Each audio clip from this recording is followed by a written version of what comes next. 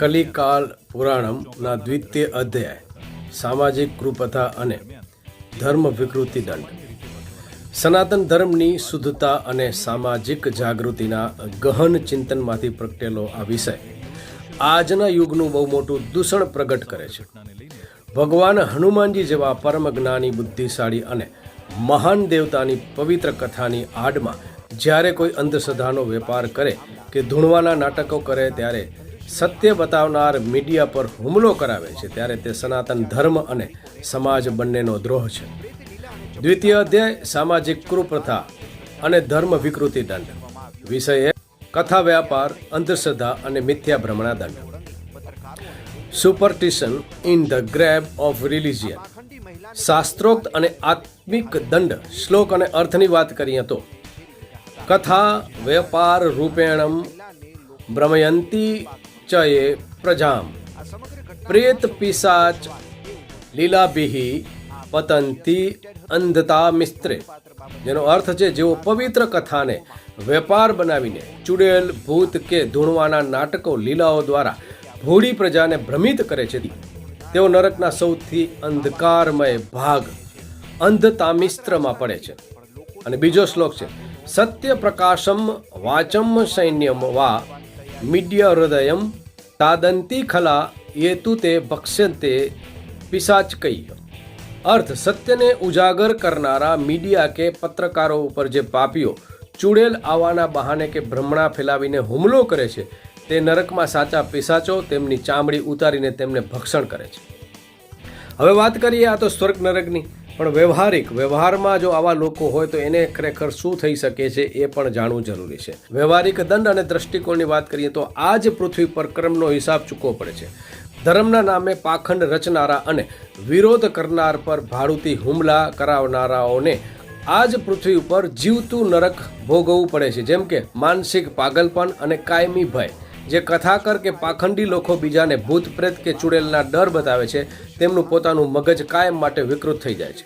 સસ્તી પ્રસિદ્ધિ અને કરોડો રૂપિયા મળવા છતાં તેમનું અંતરાત્મા તેમને રોજ ડંખે છે. તેમનું આખું જીવન એક નકલી મોહરું બનીને રહી જાય છે. તેઓ પોતે આંતરિક રીતે માનસિક રોગી, સાયકોલોજીકલ પેશન્ટ બની જાય છે. પરિવાર અને વંશમાં વિકૃતિ આવે છે. પાખંડના કાળા નાણાંમાંથી ઉછરેલા સંતાનો ક્યારે પણ સન્માર્ગે જતા નથી, કાં તો તેમના ઘરમાં જ અસાધ્ય માનસિક બીમારીઓ ઘર કરી જાય છે, અથવા પરિવારના સભ્યો અંદરો અંદર લડીને નષ્ટ થઈ જાય છે. સંપૂર્ણ લોકધિકાર અને બેઆબરૂ થઈ જવાય છે. અસત્યનો ગળો ગમે ત્યારે ફૂટે જ છે. જ્યારે આ પાખંડનો પર્દાફાશ થાય છે, જેમ કે મીડિયા દ્વારા સત્ય સામે આવે છે, ત્યારે સૂર્યના પ્રકાશ જેવા સાચા સનાતનીઓ અને જાગૃત સમાજ તેમનો એવો બહિષ્કાર કરે છે, તેઓ કાંઈ મોઢું બતાવવા લાયક રહેતા નથી. જિંદગીના છેલ્લા દિવસો સુધી ગુમનામી અને કૂતરાના મોત જેવા નરકમાં વીતે છે. પણ આ તો કૂતરાનું પણ અહીં અપમાન છે, એટલે આપણે એ પણ દ્રષ્ટાંત ન આપવું જોઈએ, કારણ કે કૂતરા તો વફાદાર હોય છે. કાનૂની અને બંધારણીય દંડ. ભારતીય કાયદો અને બંધારણ. ભારતનું બંધારણ વૈજ્ઞાનિક અભિગમની વકીલાત કરે છે અને ધર્મના નામે થતા આવા ગુનાઓ સામે કાયદો અત્યંત કડક છે. ભારતીય બંધારણ આર્ટિકલ 51A(H) વૈજ્ઞાનિક દ્રષ્ટિકોણ. આપણા બંધારણની મૂળભૂત ફરજોમાં સ્પષ્ટ લખ્યું છે કે દેશના દરેક નાગરિકની એ ફરજ છે કે તેણે વૈજ્ઞાનિક દ્રષ્ટિકોણ, માનવતાવાદ અને જિજ્ઞાસાવાદ અને સુધારણાની ભાવનાને અનુસરવું જોઈએ. સાયન્ટિફિક ટેમ્પરનો વિકાસ કરવો જોઈએ. ધર્મના નામે ચૂડેલ કે ભૂતના નાટકો કરવા એ બંધારણની કલમનો સીધો ભંગ છે.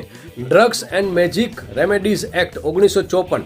Drugs and magic remedies act આ કાયદા હેઠળ ધાર્મિક ચમત્કાર, ધૂણવું કે ભૂત પ્રેત ભગાડવાના નામે અંધશ્રદ્ધા ફેલાવી અને તેના દ્વારા લોકોના શારીરિક, માનસિક ઉપચાર કરવાનો દાવો કરવો એ સીધો ફોજદારી ગુનો બને છે, જેમાં જેલની સજાની જોગવાઈ છે.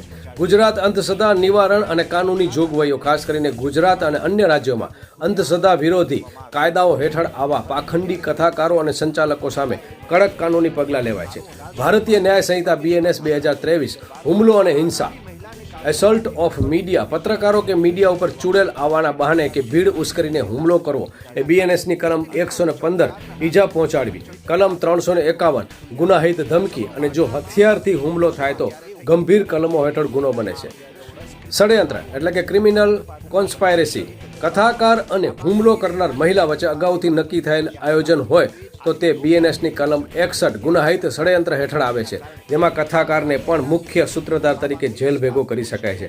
ધાર્મિક લાગણી દુભાવી, હનુમાનજી જેવા પવિત્ર દેવતાના નામે આવા બીભત્સ નાટકો કરવા અને એ બદલ બીએનએસની કલમ 299 ધાર્મિક ભાવનાઓને ઠેસ પહોંચાડવી હેઠળ ગુનો નોંધીને જેલના સળિયા પાછળ ધકેલી શકાય.